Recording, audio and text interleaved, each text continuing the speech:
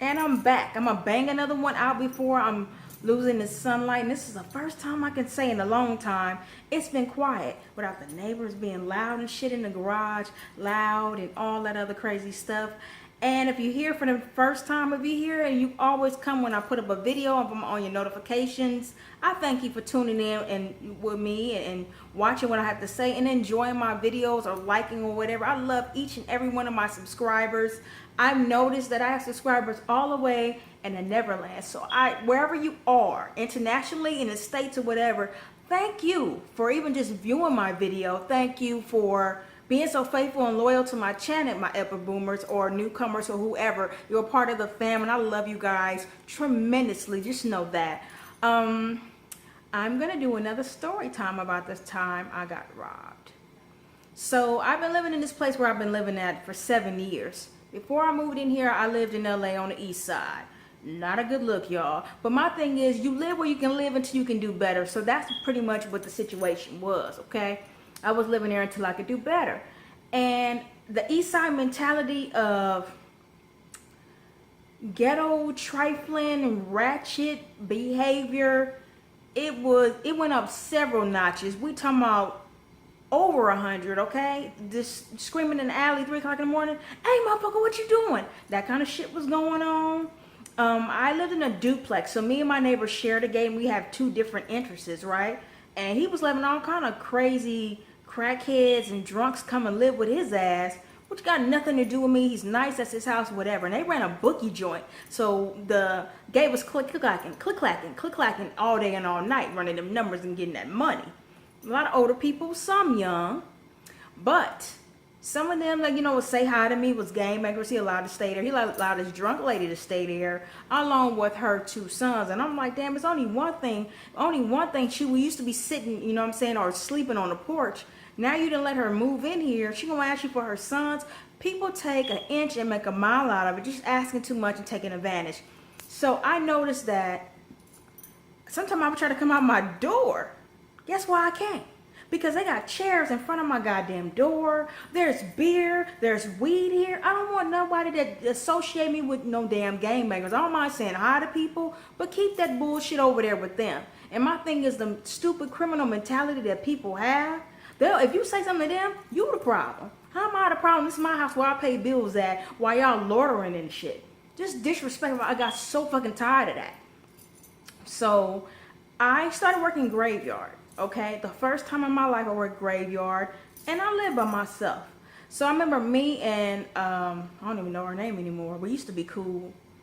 I don't remember her name. Let's call her T. Okay, my real name is Tanae. Some people call me T. I'm just gonna call her T. Anyway, so long story short, we went out to eat, to the movies. We did some shopping. So I did a little more shopping than I'm supposed to. But hey, I'm a woman that like to shop. Y'all know how that go. Some women like to shop, some women don't. Anyway, so this is what happened. I come home, I went up the door and I'm like, this is strange. What the hell is going on? Did I leave my lights on? And I looked around, my house was in disarray. It was shit everywhere. My heart started beating real fast. I called my mom. I'm like, Mom, my house got robbed. And I had a cat at the time. Oh, feisty, I don't have her anymore. But I went over to my neighbor's house and he was like, well, baby, what you come over here for? And I'm like, are you serious, dude? I'm not about to stand out here with a whole bunch of big ass bags saying, hey, come rob me of all my shit I just bought. You know what I mean? And I was like, are you serious? And he slammed the door in my face. My mom was like, what are you saying? I told her. I called 911. My mom called my brother. So he came. Yeah, he came all right. You know what I'm saying? He came and he was ready. And I will always love him for having my back. My dad didn't even come. He had the nerve. I remember he had the nerve to tell my mom, well, hope she's okay. You should have your motherfucking ass in my house. That's another story for another story time. Sperm bank, sperm donor versus a father. I had a sperm donor later on. So I was petrified. And what's so fucked up about it, sometimes people begin helpful but harmful. And I'm going to try to speed this up. My brother came and, even with 2 grown police officers and my brother, I didn't even want to go into my own house. I didn't. I was scared out of my mind, shaking and crying and shit, because it's a violation of you and your well-being and your property. So I was really upset. So they said, well, we'll help you lock up as much as you can. And my brother took me. My brother said in front of them, well, you don't have no stuff to really steal. Why would they want to steal from you? And we all looked at him crazy, especially me, because I'm like, That's what I mean by helpful for harmful. People can do fucked up shit to you and you'll come up with a phrase for their ass. He took me to my mom's house and she's like, oh my God, you're shaking and crying. Have a seat. I'll make you some tea. First thing to come out of her mouth is, guess what? First thing is, well, you can't have no company. Why would I think about company? My house got robbed. I'm trying to think about how I'm going to move the fuck out of there. I just started this goddamn job. Obviously, somebody's watching me and I got to be careful. If my eyes wasn't open already, they busted wide open with somebody paying too much attention to me, okay?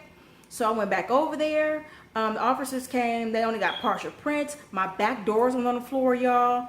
And my window wasn't busted. I thought it was, but it wasn't. And I'm like, how nobody didn't hear all that noise? Both of the back doors was on the goddamn ground. Y'all didn't hear shit. Get the fuck out of here.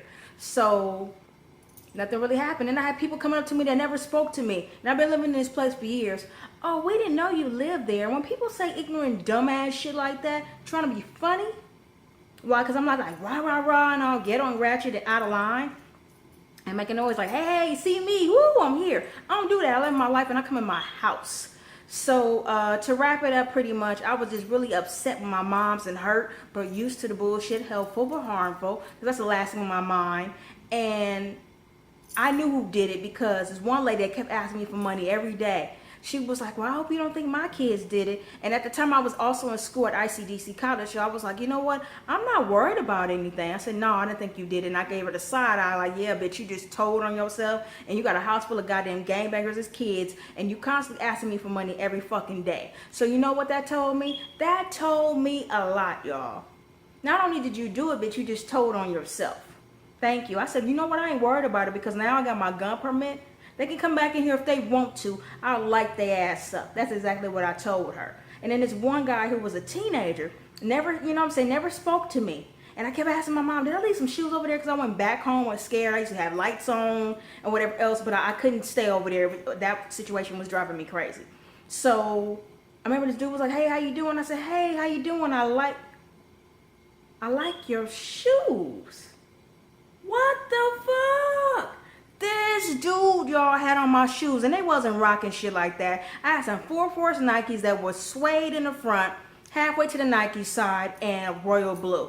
Okay, the back of it was leather and burgundy with a black Nike sign. They was not rocking no shit like that around there. He spoke to me to let me know he had on my shit. Ain't that about a bitch? So you got little feet, because I wear a 6.5 women. I'm a 4.5 in boys.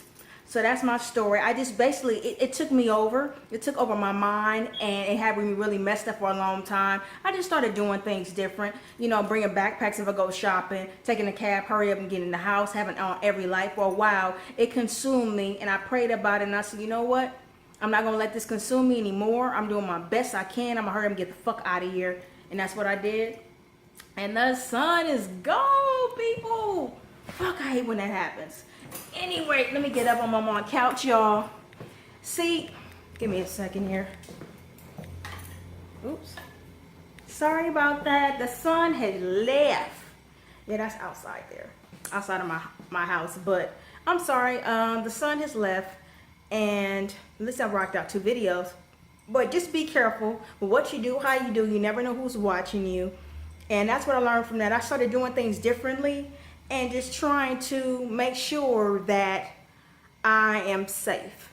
And I got out of there as soon as I could. And I just was just more careful. And it just let me know somebody's watching me. But I also felt taken advantage of because it's just me. And that's what problem I have nowadays. When I feel like I don't fuck with nobody. But you don't have to fuck with anybody for people to fuck with you. It's like people can't mind their own business. They take advantage of you being by yourself. Like I told you guys about, you know, the nightmarish ass neighbors that I have, dumbasses 1 and 2 and 3 and 4 in the back. So you do what you can and just pray. Now, I'm gonna show y'all something. And I'm gonna end this. Y'all see that? I don't play that shit. I got digital life from AT&T. So I can come in this motherfucker and lock myself in and feel secure. But you know what? When your peace and tranquility is gone, what do you really have? And I don't have that living here. From what I told you guys in the previous videos, I'm surprised he's not loud and ratchet now, but 5, 6 o'clock in the morning, he loud with no life, no job, and nothing to do. It's just on my nerve. Half the time I gotta go to my second bedroom or my living room or my kitchen just to have a conversation because he out of line. You know what I mean? Always with the game banging cuz, you know what I'm saying? All that old stupid ignorant shit. So I'm just praying I get out of here. I hope you guys got something out of this story and just learn to, this is not just about me conveying how I feel and getting it out. It's for me to say to you, we all go through stuff. Let's learn. Learn from me and I'll learn from you. So tell me some of your stories of what you've been through. This video is 10 minutes too. I had to get that out. Felt good to get that out. And I'll be seeing you guys real soon. Love you, my epic boomers. It's Authentic Epic Boom. Like, share, and subscribe. And I'll be back to you very soon. You guys have a good night.